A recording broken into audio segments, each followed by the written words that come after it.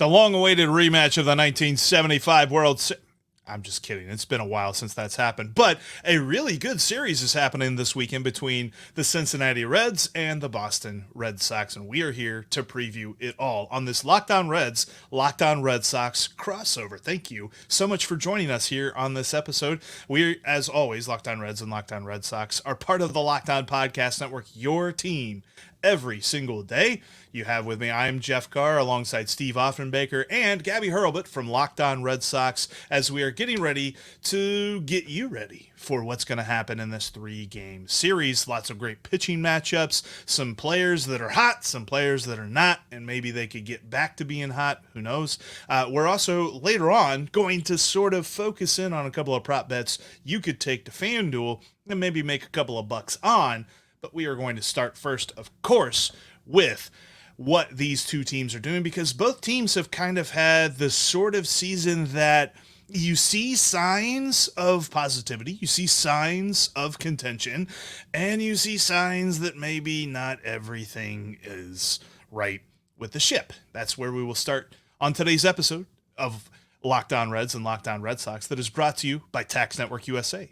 Did you know that it's never too late to resolve your tax issues with the IRS? Don't wait. Reduce your tax debt and get help with a team of licensed tax professionals.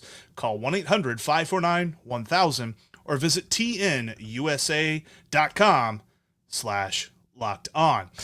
And where we want to begin today, so the Reds sort of flirt with 500. The Red Sox are right there around 500.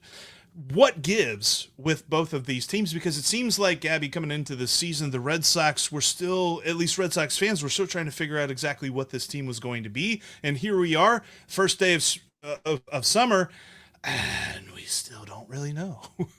Yeah, I mean, it's funny you say first day of summer, given that it's 95 degrees outside right now. So Right, that seems like a pretty quick. appropriate way to ring in the summer and just a lot of baseball coming up here. But yeah, it's interesting for the Red Sox because they had a relatively underwhelming offseason compared to remarks that were made by the Red Sox front office prior to the offseason beginning about them making a lot of moves potentially. And they didn't really do a whole lot of that. So going into the season, there were a lot of people who were skeptical and thought the Red Sox were a last place team, were going to finish well under 500. Last year, they won 78 games. People said this year could be very similar. And they started off the season very well in the first couple weeks. And then they started to get injury after injury after injury that piled on. There was a point in the season about a month ago where they had 16 players on the injured list all at the same time. And it's just been a constant revolving door of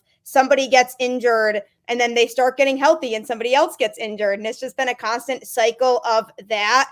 But where they're at right now, considering all of those factors, is a pretty pleasant surprise. I think Alex Cora has done a great job of managing what he has on this roster this year. And the Red Sox currently are sitting 5 games above 500, which at this point is something that I don't think a lot of people would be able to say they could guess would happen early on. So it's kind of cool that we've seen them at least surpass expectations a little bit to this point. Yeah, the injury thing and all that stuff sounds really familiar, Steve. The 5 games over 500 does not sound familiar, but the injury thing does. You know, the injuries have really been the great derailer for the Cincinnati Reds. We look at it right now. We cannot keep TJ Friedl in this lineup. Out still with this hamstring. We haven't heard an update whether or not he's going to be able to play in this series. I hope that he is, because it's an entirely different lineup for the Reds when TJ Friedel's in it. And there's a big opportunity here against the Red Sox. They're throwing back-to-back right-handers today and tomorrow. That gives the Reds the opportunity to put their best version of themselves on the field right now, which is all the left-handed bats and Ellie and Candelario hitting from the left side. So that gives the Reds an opportunity to score runs. That being said, we don't know what we're going to get with these injuries. And I look at this Red Sox pitching staff, Jeff, and, you know, I'm excited the fact that they're throwing back-to-back righties, but then I go and look at those righties and I'm a little less excited about the guys that we got to face in this series. Boston's starting pitching has been tremendous, injuries or no injuries. Yeah, absolutely. I mean, it's one of those situations where going into the season, the starting pitching was one of the biggest question marks for the Red Sox. They had a serious problem in the rotation last year of guys not being able to pitch deep into games, not being able to be consistent. And going into this season, there was no true ace on this pitching staff, and we weren't sure who we could rely on the most out of all of these starting pitchers. And Tanner Houck has had an unbelievable season, certainly in the American League Cy Young conversation for sure. He's been the Red Sox best, most consistent starter this year. He's been able to expand his pitch arsenal a lot, which has helped him a lot to be successful this year. And bringing in Andrew Bailey to work with the Red Sox pitching staff was one of the biggest moves they made this offseason that I think was not as talked about by fans because it's not a player move. But from a personnel standpoint, that's a major win because he's coming from the San Francisco Giants. He has a history of developing pitchers into really talented arms. And him coming into Boston, he has done wonders for this pitching staff, primarily the starting rotation, in terms of altering the pitch selection and the types of throws that these guys are utilizing as opposed to just relying heavily on their four-seam fastballs. They're mixing in a lot more off-speed pitches, and it's really helping them as an overall starting unit to be successful. And I think we're going to continue to see a lot of that. I think we can expect longer outings from these guys, and they do sometimes get a lot of traffic on the bases to make it a little bit more stressful for us, but they manage to get out of these innings cleanly, and they're pitching a lot of quality starts. Gabby, quick question for you. I know we're getting Crawford today and we're getting Pivetta on Saturday. You guys are still TBD'd on Sunday. Do you happen to know what's going to be coming at us on Sunday? Yeah, they have had kind of a mix of guys who have been thrown into that last starting rotation spot, primarily because Garrett Whitlock got injured early on in the season. They weren't sure who was going to be in that position. And then they started Cooper Criswell in his place, who was called up from AAA and has been very good, surprisingly very good for the Red Sox rotation, but they just sent him back down to AAA when Chris Martin came back from his injury. Normally it is Tanner Houck that throws after Pivetta, so presumably that would be a Tanner Houck day. However, they might look to move him because sometimes they do move his starts around depending on the opponent, but the most likely scenario would be that you have to see Houck in the last game of that series, and he is the Red Sox strongest starter right now. You're full of great news today, Gabby. Just great news. So because the Reds, I think, are TBD as well. I wonder if they're waiting to see, because I can't remember. Has it been 10 days since Graham Ashcraft has been down by Sunday? I think we're right about there. I think he's made 2 minor league starts, so that would be. Yeah, I know he's right. I know he made his start on Thursday night, so that's going to be interesting. That would be too soon, though, I think, to have him start. So I think it's going to be Carson Spires, but I wonder if they're toying around with that. That's going to be interesting. But the pitching is going to be the thing for me because the Reds are throwing Andrew Abbott and Frankie Montas in games 1 and 2. And kind of like you said, almost you could just change what you said and say the Reds, like the Reds have really found their aces in Nick Lodolo and Hunter Green, where we had expected them to be that last year. Nick Lodolo dealt with injuries, Hunter Green not as effective as we hoped. So coming into this year, we sort of had an open book on that topic, and then those 2 guys took back over again. So we kind of feel that. Neither one's pitching in this series. Abbott has looked pretty decent so far this year. Last couple of starts, he hasn't had his best stuff. And Frankie Montas is a box of chocolates. Like, one game, he's going to throw a no-hitter, and the next game, he's going to pitch 2 innings, and both innings, he's going to throw like 40 pitches, and he's going to give up a bunch of runs. So we're not really sure what to expect from Saturday's game, especially with Nick Pivetta on the mound. So Sunday's game could be very interesting. I wonder if they're leaving it open in case it is a kind of rubber match and maybe they do throw Carson Spires, or if it's a foregone conclusion, maybe they throw a bullpen game. It's still weird that that's TBD to this point. I think they are waiting to see what Boston does. And you talk about the starting pitching, Jeff.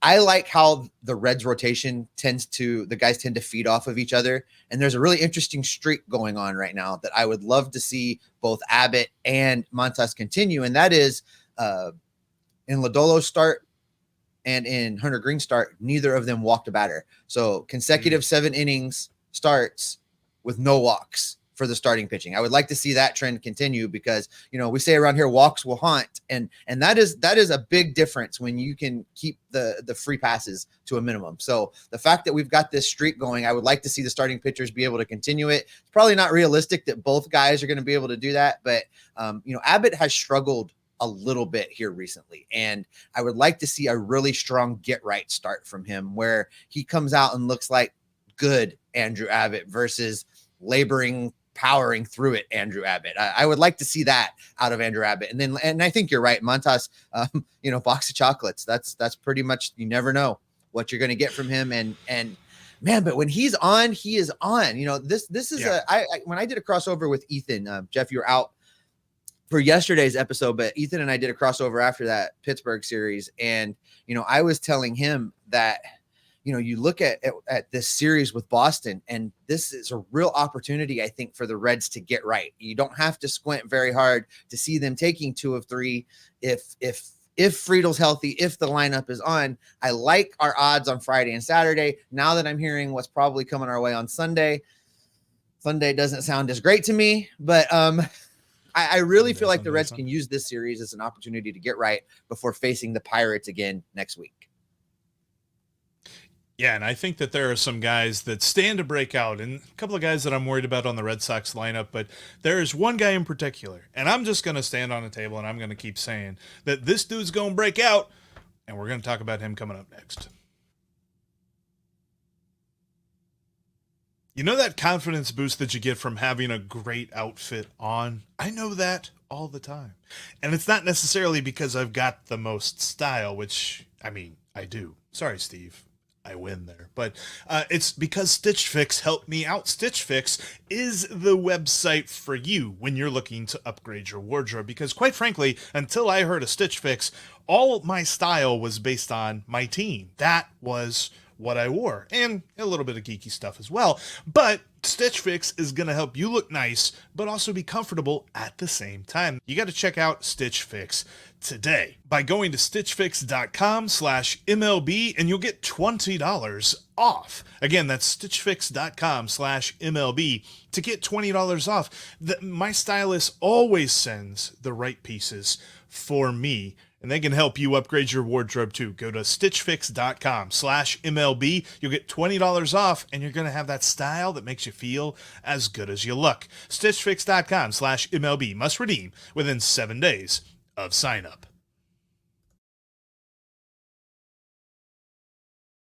I don't believe for 1 minute that you send your style choices to a stylist. Hannah Carr might send your styling choices to your stylist, but you do not. No comment. You should check out Locked On Sports Today 24/7. It's a 24/7 streaming feed that brings you the biggest stories in sports with opinions, takes, and analysis from the local hosts like Steve, myself, and Gabby to our national shows that cover every league. That's Locked On Sports Today. You can find it on YouTube or the free Amazon Fire TV channels app, part of the Locked On Podcast Network. Your team every single day. And for our everydayers out there, shout out for joining us here on this crossover of Locked On Reds and Locked On Red Sox. Make sure you check out the next episode of each of our podcasts, as we'll be recapping this series and the big things that happened over the weekend. And yes, Steve, while my style is not necessarily very questionable, because quite frankly it's either Reds or it's Marvel or it's Star Wars. That's what it is. But when it comes to this series, I tell you what, I'm not questioning, and I've said it a bunch of times already this season, and he continues to show me that it's coming. Tyler Stevenson's gonna go crazy this weekend.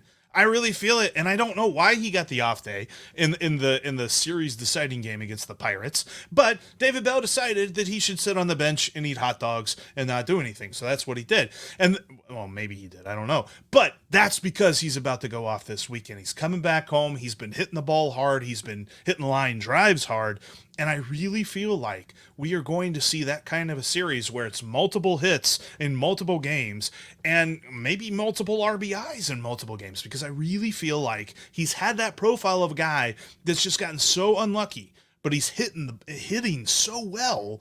It's just finding gloves. And I think that is about to change.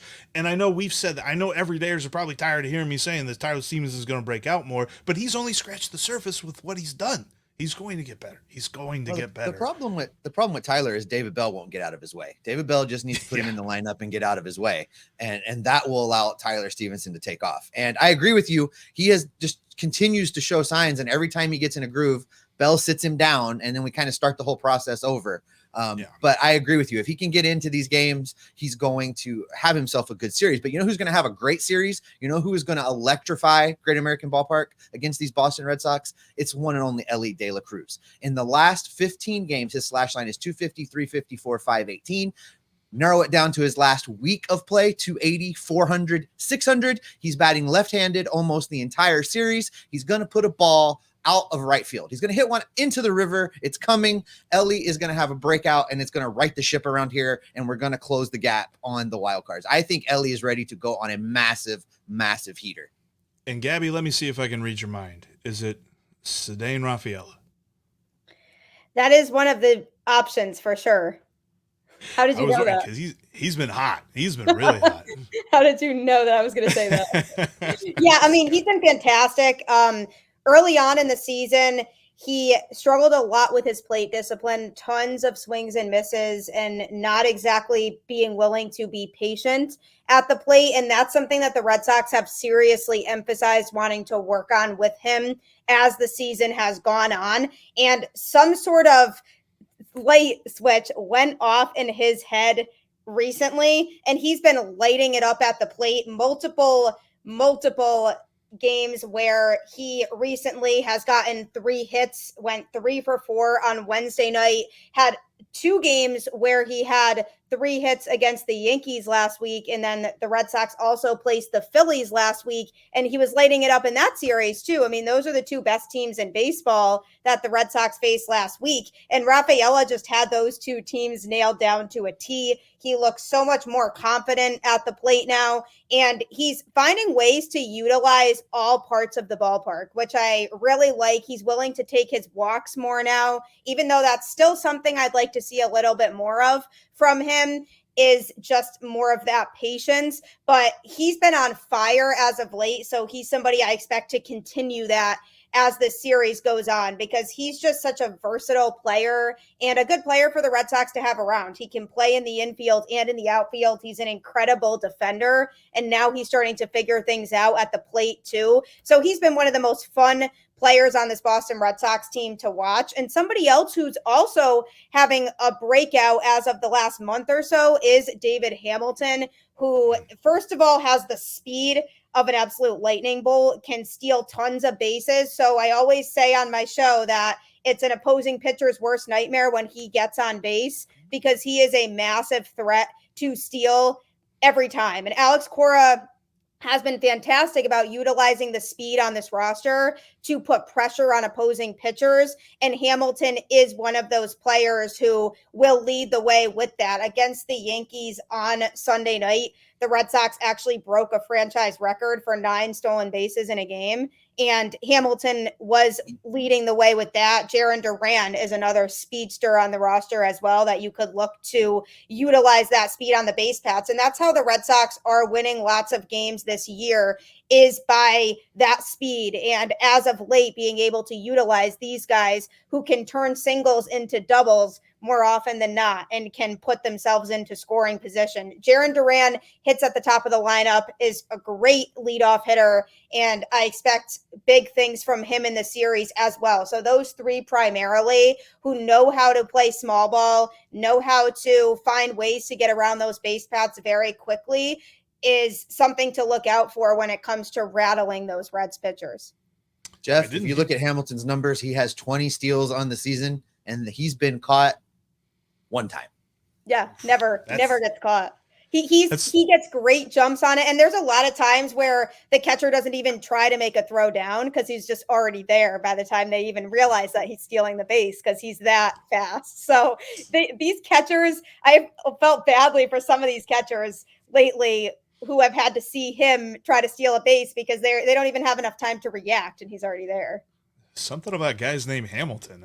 I don't know what it is. But yeah, that's going to be the converse point to Tyler Stevenson is that his bat has looked good, and honestly, fielding wise, like blocking pitches, framing, and stuff like that, he's been a lot better this season. Controlling the running game has been his kryptonite, and if he's going to be having a lot of pressure on him with guys on base like that, that's going to be interesting to see, especially against Montas, who Montas has shown a propensity that when he's bad, and you'll know it quickly because he is a very quick worker, but it's like the first inning, you will know which Frankie Montas you're going to get, because if he is nibbling and if he's missing, then it's going to be a long day, and he's going to be walking guys. And if he's going to be issuing free passes to guys like Hamilton and Duran, it's going to be a long day for Tyler Stevenson as well. Yeah, I love the Ellie pick. The other guy that I'm thinking, and this is more so a gut feeling, and maybe I'm just trying to speak it into existence, but I got a feeling that Will Benson's going to break out a little bit, because oh my goodness, Will has been struggling, man. It has been a tough year for my dude Will Benson, and he's struck out a lot. He's had long stretches where he's been really good, and he's had equally long, if not longer, stretches where he's been an automatic out. I feel like with the heat and the humidity and the friendly confines of the Great American Small Park, that he is about to go off this weekend, and I just got this feeling we're going to see a couple of homers. And I feel good. From your lips to God's ears, because you're about to end up, Gabby, we have this running joke. Jeff was the first guy on the Will Benson hype train. And there was a long time that it was just that pumper car, the one-man pumper car hype train. And he's fast approaching that territory again. You know who else, just real quickly, Jeff, I look to have a good weekend at Great American Ballpark. At the continuation of what Jeimer Candelario has been doing for this Reds team since, I called him out as being a bad signing and being terrible. And you told me, but wait, there'll be more. There has been more, Jeff. The last 30 games for Jeimer, 276, 320, 569, 8 home runs, 18 RBIs. He has just turned it on in a big bad way and become the player that, Nick Krall told us he was going to be when he got here. With the inconsistencies of TJ Friedl, they really need Jeimer to be the spark in this lineup and help get everybody else going and get everybody else in. And I'm looking for that from Jeimer. I think the hot streak he's been on, I think continues, because you're right. The weather's turning. The ball starts jumping in Cincinnati. We're going to see a lot more home runs than we've been seeing. And I think an opportunity for the Reds to score a lot more runs, because God, someone give these starting pitchers some stinking run support.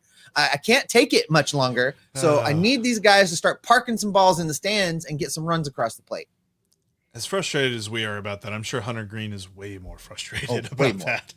Well, that's something I will say about the Red Sox too, though, is their offense in general has been hot lately. They've been scoring lots of runs, and that was something that I've been waiting for all season long, because for a while they weren't hitting, and their offense was a big strength of the team last year. So that's something to definitely look out for going into this series, because they have been capitalizing on lots of their opportunities with runners on base, finally on offense, which they've been failing to do for the first month and a half of the season. So finally, we are starting to see more of that. Jeff, I don't know about this crossover stuff with Gabby. She comes in here and she says, we're going to throw our best 3 starting pitchers at you. We've got all these runners that you can't throw out. Screw your catcher. And oh, by the way, everybody on the team is hitting hot right now. Just what are we doing? Which is a great setup for exactly what you can do to make a few bucks on this series. We're going to tell you what that is coming up next. When it comes to baseball, we pride ourselves on getting you the latest news, whether it's the offseason, the draft, spring training, the playoffs. It's year-round. You know what else is year-round? Collection season. Just because tax season is over doesn't mean the IRS will stop coming after you for your unfiled taxes. The IRS can garnish your wages, levy your bank accounts, and even seize your property. Don't let the IRS target you. Let the licensed professionals and tax experts at Tax Network USA go to bat for you. I know. I filed my taxes multiple different ways over the years, and Tax Network USA helps simplify it all for me, and they can do that for you as well. With over 14 years of experience and an A+ rating with the Better Business Bureau, Tax Network USA has saved their clients over $1 billion in tax debt. Whether you owe taxes, have complicated matters that require tax planning, or finally hit that parlay this season and need help correctly filing, call 1-800-549-1000 or visit tnusa.com/locked-on. For more information, check out the link in the episode description below. And as this series gets going, you can hear the hometown broadcast for the Reds or the Red Sox on Sirius XM. Just download the SXM app and search the word Reds or Red Sox. And the nice thing about this series is if you just type in Red, I'm pretty sure you pull up all three of those broadcasts. So that'll be a lot of fun. Also, make sure that you follow along with each of our podcasts as we go throughout the season, covering our teams each and every day. We're going to have a series recap coming up on Monday. There's also going to be a live show talking about some trade deadline rumors and some thoughts about that for the Locked On Reds folks tomorrow at 3 p.m. or sorry, today at 3 p.m. Eastern time. Got to get my days right there, Steve. Let's look at this because we've said a couple of things about some guys that are going to be hot. Some things about each team that you could probably take a look at. And when it comes to maybe making a few dollars on that over at FanDuel, there are definitely some props that I'm hearing you should take. And quite frankly, from the Reds' perspective, I tell everybody all the time about the Ellie parlay, but at the very least, take Ellie to get some steals. And it sounds like there's a couple of dudes on the Red Sox you could take to get some steals as well. I'll be interested because I don't necessarily know. Gabby, when it comes to like controlling the run game, how have the Red Sox been this year at doing that? Yeah, Connor Wong has been fantastic behind the plate. That's his strength, is throwing guys out. So that might be disappointing for Steve to hear right now once again. That certainly is a strength of his. The Red Sox are one of those teams who are very much keeping a watchful eye on people trying to steal bases. The more concern isn't necessarily about throwing the ball down. It's, are they able to cleanly field the ball when those balls are being thrown down to them? Because the shortstop and second base positions have been a question mark defensively ever since Trevor Story went down. He kept that infield defense intact, and the defense is something that has significantly held the Red Sox back this year from an infield standpoint. So they are not always able to cleanly field balls being thrown down to them by Connor Wong. So that to me is a bigger question mark than him behind the dish. So the Red Sox have been pretty good overall with that, but they have made some mistakes that they shouldn't be making to allow guys to get to second base and then even to third if they try to get too aggressive with throwing the ball down to third, and then somebody ends up adding another base to the mix because somebody got sloppy in the infield. So they do get a little too greedy in the infield sometimes when trying to make those types of throws. So that's something that I very much am concerned about with this Red Sox team right now. But with the athleticism they have on their own roster, they definitely are very aware of how to take advantage of other players trying to steal bases. Jeff, Connor, this catcher, 2% better than league average in throwing out runners for Connor Wong. His slash line is ridiculous. 332, 395, 455 from the catcher position. I'm done. I'm done with Red Sox crossovers. Yeah, he's had a good season at the plate also, for sure. I mean, he's somebody who we needed to pan out because ever since the Red Sox traded Mookie Betts, they have not really gotten the best sense of a return in terms of the fact that most of the guys from that return are no longer on this team anymore. So Connor Wong is like that lone man standing who the Red Sox are hoping will pan out. And so he's had a great season at the plate. And last year he had to work an excessive amount because their backup catcher, Reese McGuire, was injured for a good portion of the season last year. So there was a while where it was just Connor Wong. They didn't really call somebody up for a while after all this had taken place. So he was taking on a lot of an extra workload. And I said last year on the show, look for this to be really beneficial for Connor Wong moving forward because he's getting all these reps. So I feel like this is going to pay dividends for him in the future. And now he's hitting very well this year. He's throwing guys out. He's doing everything you would want him to do as a catcher. To me, the thing is, the Red Sox do have a star catching prospect in the system right now in Kyle Teal, who is anticipated to likely be ready by 2025, presumably. So what's going to happen there? They might have one of the best catching tandems in the league if Connor Wong continues to hit the way that he's hitting. Am I to understand that if you take your best catcher and you put them in the game every day and let them play, they get better? Jeff, is this even legal? I don't think you we mean know if what we that means. Play Tyler Stevenson every day?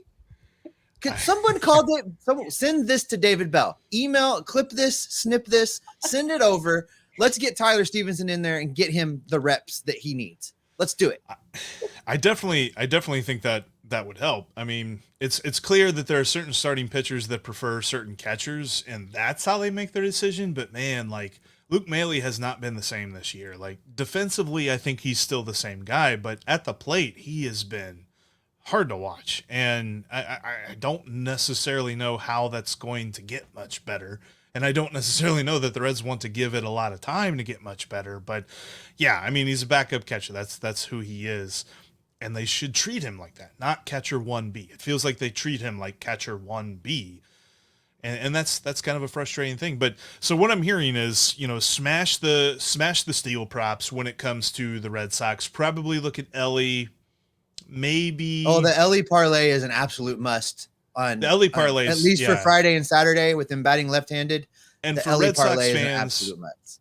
For Red Sox fans checking this out, you could probably make a few bucks on this as well. Ellie parlay is Ellie to get a steal, at least one steal, Ellie to get at least one run scored, and Ellie to get 2 or more total bases. Not 2 or more hits, but 2 or more total bases.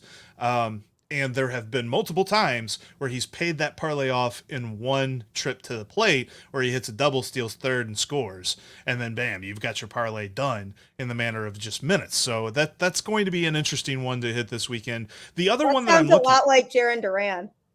Yeah, there you go. And Duran leading off. And I remember seeing his speed last year whenever the Reds were in Fenway.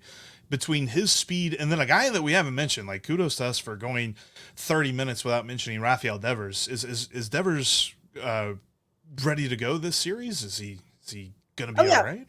Okay. Yeah, he did face a portion of the season where he was injured and wasn't playing. Okay. And that was seriously detrimental to this Red Sox lineup because, I mean, it's Devers. I mean, he just got this massive contract extension. He is the face of the franchise, and he certainly is playing like it. I mean, he comes through when the Red Sox need somebody to get a big hit at the plate, and he still very much is the heart of the Red Sox lineup. It's just great that he has more support around him in the Red Sox lineup now than it appeared like it would be, because he has other players who are setting him up to succeed when he comes up to bat. And so he's still Rafael Devers. I mean, he's still hitting really well. He's still crushing baseballs when he hits home runs. I mean, you can't even really see the ball where it goes because he just absolutely smashes it. But if you're looking for a Red Sox player to feel confident in taking to hit at least one home run in the series, I would say Tyler O'Neill, because he's just been mashing home runs ever since coming back from the injured list. Hit quite a few home runs in the series in Toronto, which is really fitting for him being a native Canadian. He just loves going into Toronto. So he's a home run hitter. I mean, that's what he does. He hits for power. He's somebody who the Red Sox brought here primarily for his outfield defense, but because they needed more power in the lineup, because they didn't have a lot of guys who could hit home runs consistently. And that's a lot of what Tyler O'Neill does, is he'll have his fair share of strikeouts, maybe walks, and not a lot of, lighter contact, but he does smash home runs. And that's what he's done best this year for this Boston Red Sox team. So that's something that I'm looking at more to see more of this weekend, is likely at least one home run from him in the series. Jeff, it's been fun having Gabby here bring us all this good news about the Boston Red Sox. So I have the perfect note for us to kind of wrap this up on, especially for the Red Sox fans joining us today. Just want to point out that back there over my shoulder, that is the starting lineup for Game 1 of the 1975 World Series, with a little dirt from Fenway Park in a little jar over there, where the Reds won Game 7 of the 1975 World Series to capture the World Series championship. that all of We us don't like were bringing definitely back alive memories for. like that. We like to focus more on the 2000s and the success that the Boston Red Sox have had in this 2000s era, because it actually is, in fact, the 20-year anniversary of the 2004 Boston Red Sox, and we know how special that team Gosh, was. that was So 20 years that's definitely a little more relevant in 2024. Way to clap back Don't. with your recent World Series wins. This This is fun. This has been great. All, I mean, all not I'll everybody say, comes back from down 3-0 in the ALCS against their arch Right. rival to go to the World Series and win it. So that was a very special season for us Red Sox fans. And I mean, that Yankees rivalry is always going to be strong no matter what, especially for the fans. Dang all it, I'll Jeff. say End this is- show. End this all- show. all I'll say is there's a reason Reds fans like looking at the 70s and not at the 2000s. And that's where we're in today's crossover podcast. Thanks so much, everybody, for checking out Locked On Reds and Locked On Red Sox. And to wrap it all up as well, if you look over at FanDuel, as of recording of this podcast, odds for the money line are even. -108, -108 for both teams. Going to be interesting to see how this series goes. And we will be recapping it on Monday on both Locked On Reds and Locked On Red Sox, because we are part of the Locked On Podcast Network, your team every day.